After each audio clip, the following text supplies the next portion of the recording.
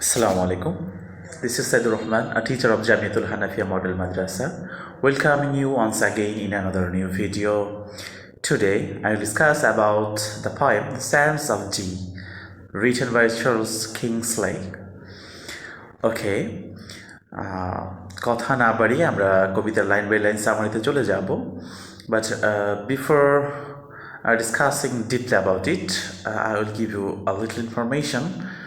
Here, এই কবিতাটি মূলত ছোট একটি বালিকাকে নিয়ে লেখা, যাকে তার গার্ডিয়ান, বাবা মা অথবা এনিবডি তাকে ইনস্ট্রাকশন দিচ্ছিল যে ম্যারি, তুমি যাও গিয়ে গরুগুলোকে, বা ক্যাটেল বলতে মূলত গরুকে সাধারণত বোঝানো হয়, গরুর পাল যেটা, একত্রে অনেকগুলো গরু যেটা কোথাও বাঁধা আছে, সেখান থেকে ম্যারিকে আনতে বলা হয়েছিল যে ম্যারি যাও, সেগুলোকে নিয়ে এসো। তো সেই ম্যারি গরুগুলোকে আনতে গেল এবং সে আর কখনো ফিরে আসে নাই। সে নদীতে বা জোয়ারের পানিতে সে ভেসে গেছে, ডুবে গেছে, মারা গেছে। এই যে ট্র্যাজিক একটা ইনসিডেন্ট, এটাকে কেন্দ্র করে মূলত এই কবিতাটি লিখেছেন কবি চার্লস কিংসলে। ফাইন, আমরা কবিতার লাইন বাই লাইন সামাইতে চলে যাচ্ছি। এখানে আজকে আমার প্রত্যেকটি লাইনের শেষে একটি এক্সপ্লানেশন দেওয়া আছে ইংরেজিতে। তোমরা চাইলে এটা দেখতে পারবে, বুঝতেও পারবে, এবং আমি ওটাকে কেন্দ্র করে মূলত এক্সপ্লেন করব। এটা সবার সুবিধার জন্য আমি এটার সাথে অ্যাড করে দিয়েছি। Okay, first verse, O Mary go and call the cattle home.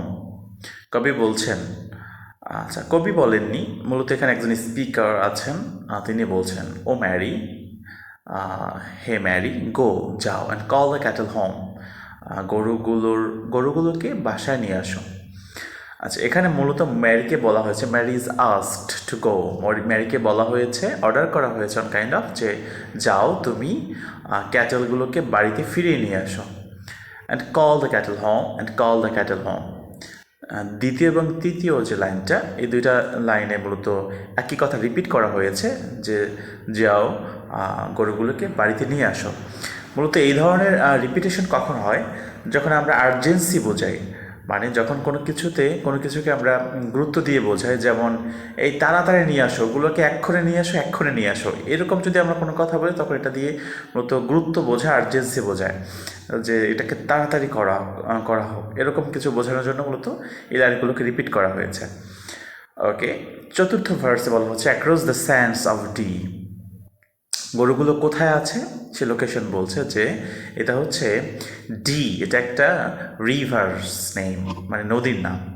সেই নদীর যে বালু আছে, তীর বা বিচ যেটা বলতে পারি আমরা, বিচ, সেই বিচের ওই পারে ও পাশে আছে, যেখানে ম্যারিকে অবশ্যই ওই স্যান্ড বলতে বালু, যে বিষয়গুলো আছে বালু, সে বালু অতিক্রম করে ওই পাশ থেকে তারপর নিয়ে আসতে হবে।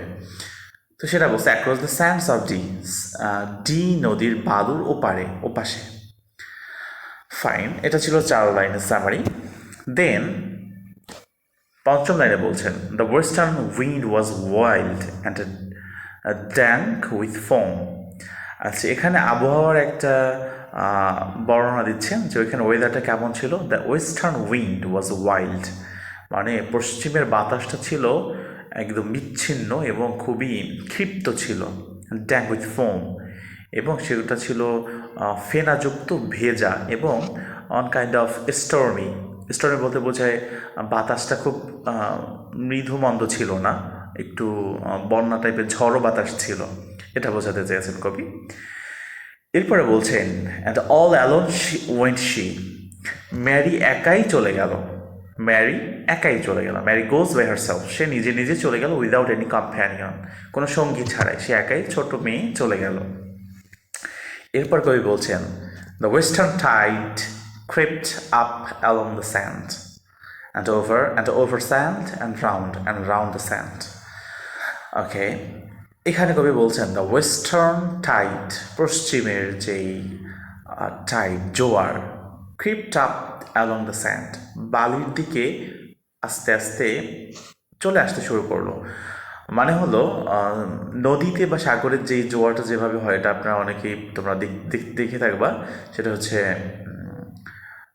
হুট করেই জোয়ারের পানি আস্তে আস্তে উপরে ওঠা শুরু করে। সাগরে হয়তো আরও বেশি দ্রুত ওঠে, ওই নদীতে মোটামুটি গতিতে পানি মনে হয় যেন দৌড়ায় অনেক উপরে চলে আসে।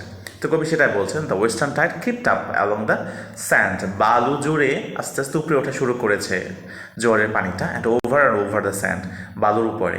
এখানে কবি এটা এই ওভার বলে এমফাসাইজ করেছেন, মানে খুব দ্রুত রাউন্ড করে মানে মনে হচ্ছিল গড়িয়ে পানিটা উপরের দিকে চলে আসছে, রাউন্ড দ্য স্যান্ড, মানে একদম যেই দিকে চোখ যায়, উভয় দিকে যত দূর চোখ যাচ্ছে মনে হচ্ছে পানি গড়িয়ে রাউন্ড করে উপরের দিকে চলে আসছে।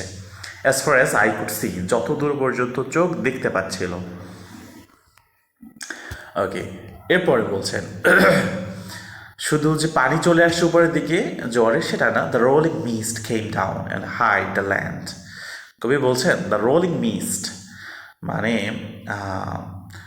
ঘূর্ণায়মান কুয়াশা, যেটা মিস্ট বলতে কুয়াশা বোঝানো হয়, সে কুয়াশা নেমে আসলো, কেম ডাউন নেমে আসলো আকাশ থেকে, অ্যান্ড হাইড দ্য ল্যান্ড, এবং ওই যে স্যান্ড বা নদীর তীর যেটা ছিল সেটাকে পুরোটা হাইড করে দিল, একদম ছেয়ে ফেললো, মানে কিচ্ছু দেখা যাচ্ছে না সামনে কি আছে না আছে, এরকম একটা অবস্থা। এরপর বলছেন at never home came she. কবি ওই পর্যন্ত ওয়েদারের বর্ণনা দিয়েছেন, এবং ম্যারি যে গরু আনতে গিয়েছে ওই পর্যন্তই বলছেন। এরপর কবি মাঝখান থেকে বলছেন and never home came she, সে আর বাড়িতে ফিরে আসলো না। হুট করে একটা ইনফরমেশন দেওয়া হচ্ছে যে সে আর বাড়িতে ফিরে আসেনি। ওকে, এখানে একটা স্ট্যান্ডার শেষ। এরপরে কবি বলছেন O is it weed or fish or floating hair, a tress of golden hair, a drowned maiden's hair. কবি বলছেন এই যে কথাগুলো, এগুলো মূলত অন্য একজন স্পিকারের, এটা মেবি কোনো ফিশারম্যানদের কথা। ওহ ইজ ইট উইড, এটা কি আগাছা বা কোনো জলজ উদ্ভিদ, অর ফিশ মাছ, অর ফ্লোটিং হেয়ার, অথবা ভাসমান কারো চুল, এটা আর কি পিপল ওন্ডার, মানুষজন ওখানে যারা জেলার ছিল তারা অবাক হয়েছে। What is sea is sea weed or fish or hair, তারা কি দেখছে নদীর ভেতরে, এটা কি সমুদ্রে কোনো উদ্ভিদ, মাছ, অথবা চুল। A tress of golden hair, it appears to be a lock of golden hair, তাদের কাছে মনে হলো এটা হচ্ছে স্বর্ণের কিছু চুল বা সোনালি রঙের কিছু চুল।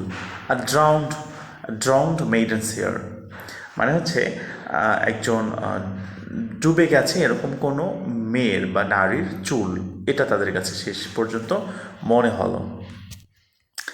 Above the nets at sea, the hair seen floating above the fisherman's nets, মানে হচ্ছে ওই চুলগুলো দেখা গেছে, তারা পেয়েছে এটা মূলত মানে ফিশারম্যান যারা ছিল জেলেদের জালে মূলত তারা এই চুলগুলোকে খুঁজে পেয়েছে। ওকে, এরপর বলা হচ্ছে was never salmon yet that shone so fair among the stakes of deep. তবে এখানে ওই চুলগুলো সৌন্দর্য বর্ণনা করেছেন, সৌন্দর্যটা এমন ছিল যে কোনো স্যামন মাছ যেটা, ওই মাছ এতটা সৌন্দর্য সাথে দেখা যায় না কখনো, মানে স্যামন মাছটা এত সুন্দর না যতটা সুন্দর ওই গোল্ডেন হেয়ারটা দেখাচ্ছিল। এখানে একটা ইনফরমেশন দিই, সেটা হচ্ছে ডি নদী মূলত স্যামন মাছের জন্য বিখ্যাত ছিল, মাছ ধরার জন্য ওই নদীতে এই মাছটা পাওয়া যেত প্রচুর পরিমাণে। এরপরে বলছেন they rowed her in cross the rolling foam, তারা দাঁড় বেয়ে ম্যারিকে নিয়ে আসলো ওই ফোম কাটিয়ে, মানে ফোমের ভিতরে দাঁড় কেটে তাকে কিনারায় নিয়ে আসলো, মানে ওই যে ঢেউয়ের ভিতর থেকে তাকে তুলে নদীর কিনারায় সেখানে তাকে নিয়ে আসলো। দ্য ক্রুয়েল ক্রাউলিং ফোম, এখানে ফোমটা কেমন, ফোমকে বা নদীকে কবি এখানে ডিসক্রাইব করছেন as a slow cruel and threatening, মানে ফোমটা বা নদীর যে ওয়েব ঢেউ যেটা, সেটাকে কবি বলছেন এটা ছিল ক্রুয়েল, নিষ্ঠুর ছিল। দ্য ক্রুয়েল হাংরি ফোমকে কবি আবার বলছেন ক্ষুধার্ত, কনজিউমিং, ডেডলি। কবি বলছেন ফোমটা ছিল খুবই সামনে যা পায় গিলে ফেলে, এরকম একটা বিষয়। তো ফ্যানাটাকে তিনি এভাবে পার্সনিফাই করেছেন। এবারে বলছেন to her game beside the sea, to her grave beside the sea. এখানে মূলত ভাঙা ভাঙা কিছু লাইন, যে লাইনের আগে পরে আরও কিছু লাইন থাকার কথা, বাট আমাদের মনে হচ্ছে যেন এখানে কিছু লাইন মিসিং আছে। তো মূলত ওই মেরিকে আনা হলো তীরে, এরপর কি হলো, তাকে সমুদ্রের পাড়েই কোথাও তাকে কবর দেওয়া হলো। She is taken to be buried near the sea, সমুদ্রের তীরেই তাকে কবর দেওয়া হলো।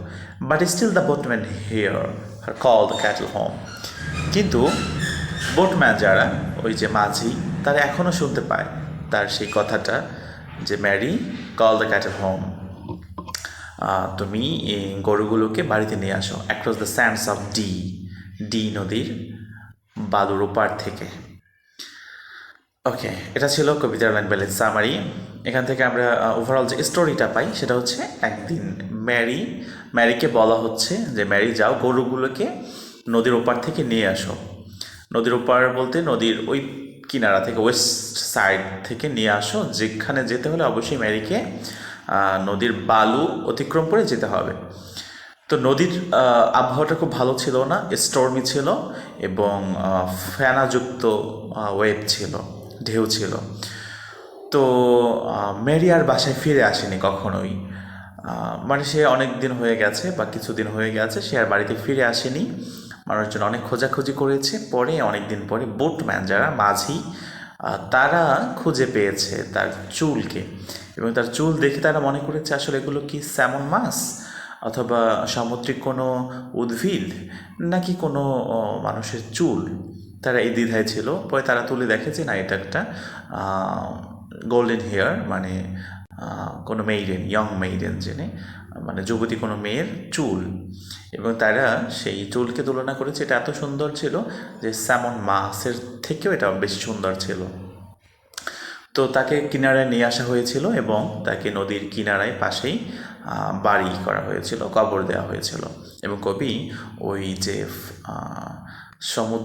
সমুদ্রকে তিনি ক্রুয়েল বলেছেন, হাংরি বলেছেন, যে তুমি ক্ষুধার্ত, তুমি নিষ্ঠুর, এই কথাগুলো কবি বলেছেন। এবং ওই যে মাঝি যারা, বোটম্যান যারা ছিল, তারা এখনও still they can hear the her calling that call the cattle home, যে গরুগুলোকে কিনারায় নিয়ে আসো বা বাড়িতে নিয়ে আসো, এই কথাগুলো মাঝিরা এখন শুনতে পাচ্ছে, যদিও মেরি আর বেঁচে নাই। So that's the end of the poem. Inshallah we will meet soon in another new video. Thank you everyone. Allah Hafiz.